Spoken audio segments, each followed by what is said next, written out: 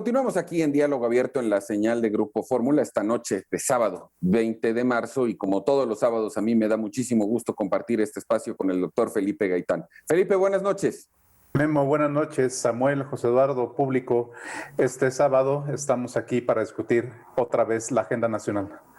Siempre discutiendo, no podemos evitarlo. Y me da muchísimo gusto y además lo agradezco porque hoy invitamos a dos grandes expertos en el tema para poder primero entender qué está pasando con las suspensiones que los jueces han otorgado en materia de la reforma eléctrica y dar un segundo paso al análisis de lo que eso significa en materia política y en materia de si esto es una intervención del Poder Judicial. Por eso me da muchísimo gusto darle la bienvenida a mi gran amigo José Eduardo Telles Espinosa, que ha sido magistrado de circuito pues muchísimos años, hoy en retiro, uno de los mejores especialistas en amparo en este país, y se lo digo no porque Pepe sea mi amigo, y además es director general de su propio despacho, Telles Espinosa Consultoría Legal. Pepe, qué gusto tenerte aquí.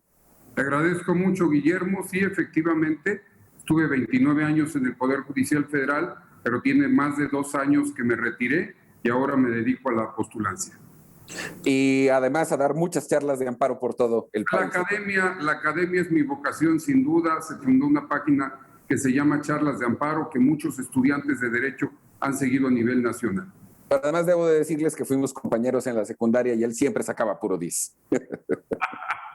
Yo no. Ah, tú también, pero bueno.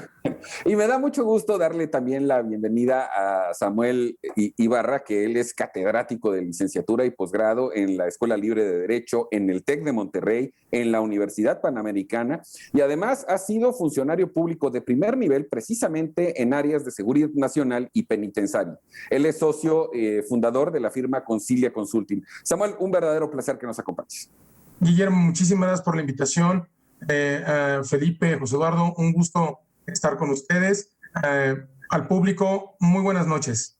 Bueno, yo creo que hay que empezar por la parte didáctica. De lo que me he dado cuenta desde que esto sucedió, que se dieron las suspensiones, pocos, que no, además no somos expertos, entendemos qué significa una suspensión, si es definitiva, si no es definitiva, cuándo es un amparo, para que luego podamos entrar al debate. José Eduardo, pues esta es tu especialidad. Platícanos en 2 o 3 minutos cuál es el estatus, qué es lo que significa esto, ¿no? Con todo gusto. Mira, todo el instituto llamado, la institución procesal llamada suspensión pertenece al juicio de amparo. El amparo es un juicio que todo el mundo dice que es muy complicado.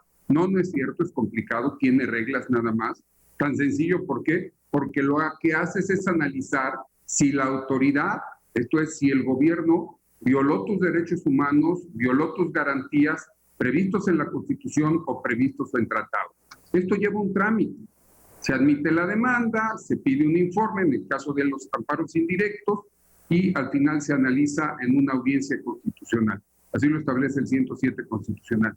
Pero mientras eso sucede, hay que, en ocasiones, paralizar los efectos del acto, de la omisión, como se paraliza una omisión, sí, otro día hablaremos de ello, o de la norma general, lo que antes le llamaban amparo contra leyes. Y esto no lo inventé yo, esto está establecido, y lo dijo el legislador en su momento en el artículo 148 de la Ley de Amparo.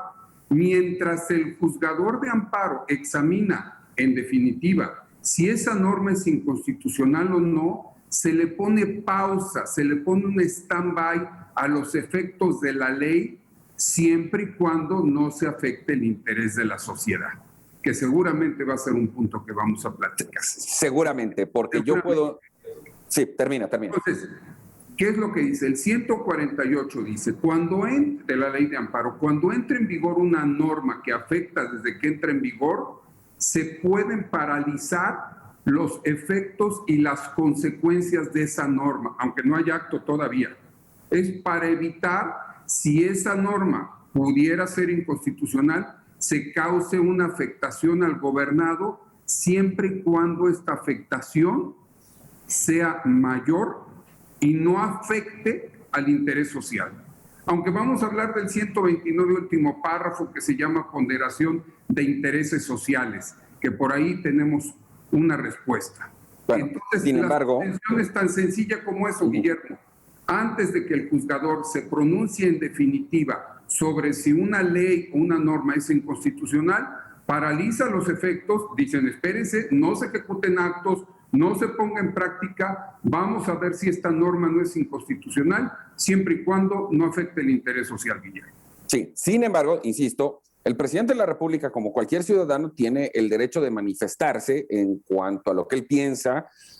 Aquí el asunto, y es lo que yo veo muy, muy grave, Samuel, es que como jefe del Ejecutivo, amenazar específicamente con solicitar investigaciones en el caso del juez Gómez Fierro, y no tardará en hacerlo en el caso del juez de la Pesa, es de alguna manera una presión política y mediática que puede llevarnos a que los demás jueces que tengan causas promovidas en contra del presidente se amedrenten, y yo creo que eso es una intervención política de un poder independiente como es el judicial. Y además he visto una respuesta del magistrado presidente correcta, diplomática, pero en mi punto de vista muy leve. ¿Cuál es tu opinión al respecto, Samuel? Coincido, Guillermo, efectivamente ha habido una respuesta tibia, políticamente correcta, pero no con una contundencia suficiente.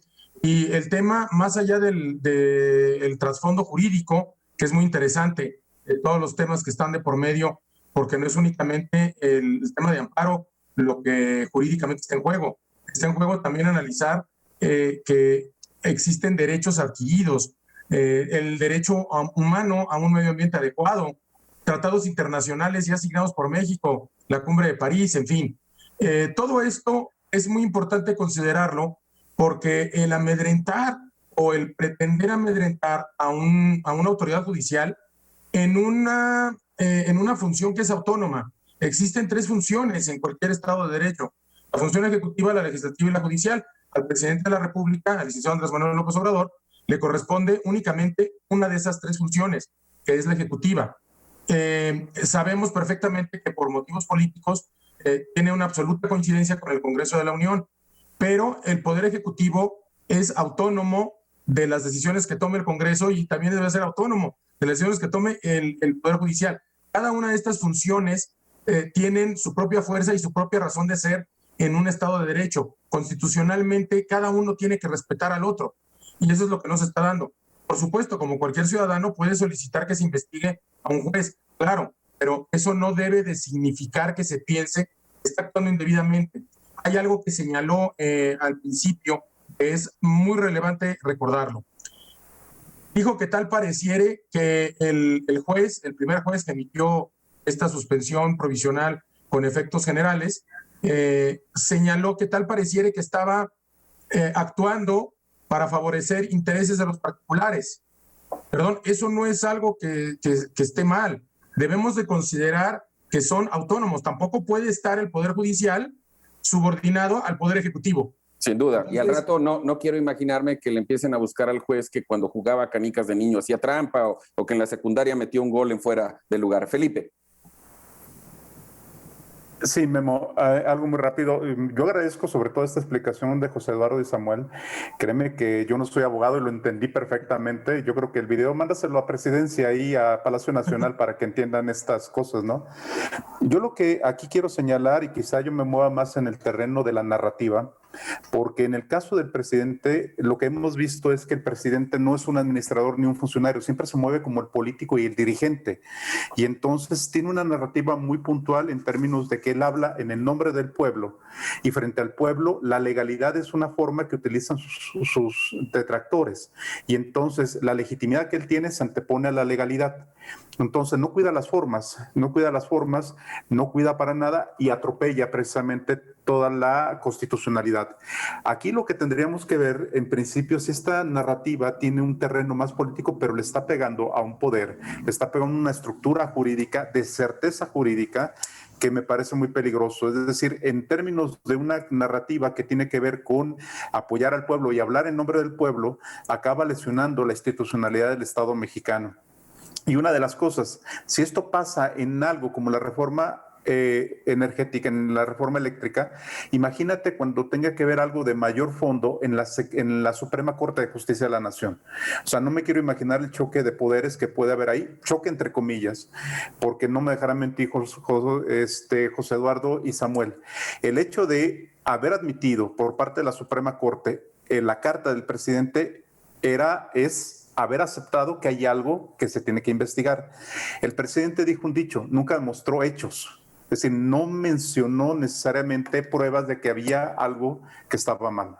Entonces, eso es lo que precisamente les vamos a preguntar en el siguiente bloque. Si esta carta del presidente es correcta, también les voy a preguntar si esto significa una invasión de los poderes de la Corte, porque además el presidente también ya dijo, si me la declaran inconstitucional, pues cambio la Constitución. El asunto es que no tiene mayoría en el Senado para ello.